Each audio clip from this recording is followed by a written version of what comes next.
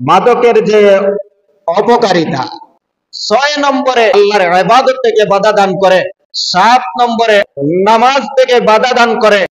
সূরা মায়েদার 91 নম্বর আয়াতের মধ্যে আল্লাহ পাক রব্বুল আলামিন বলেন, ইন্নামা ইউরিদুশ শাইতানু আইয়ুকিআ বাইনাকুমুল আদাওয়াতা ওয়াল বাগদা ফিল খামরি ওয়াল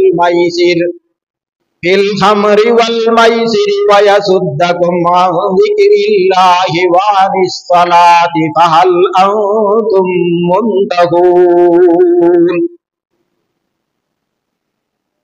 ক্ষতিটা হলো যে দুনিয়ার জীবনে সে আল্লাহর কোনো ইবাদত করতে পারে না, আল্লাহর জিকির থেকে তাকে গাফিল রাখে। ওয়া ইয়াসুদ্দাকুম আন যিকরিল্লাহি ওয়া আনিস সালাতি, আর নামাজ থেকে তাকে বিরত রাখে। মদ এবং জুয়া এই দুই বস্তু মানুষদেরকে আল্লাহর জিকির এবং ইবাদত থেকে গাফিল রাখে এবং নামাজের মতো গুরুত্বপূর্ণ ইবাদত থেকে গাফিল রাখে।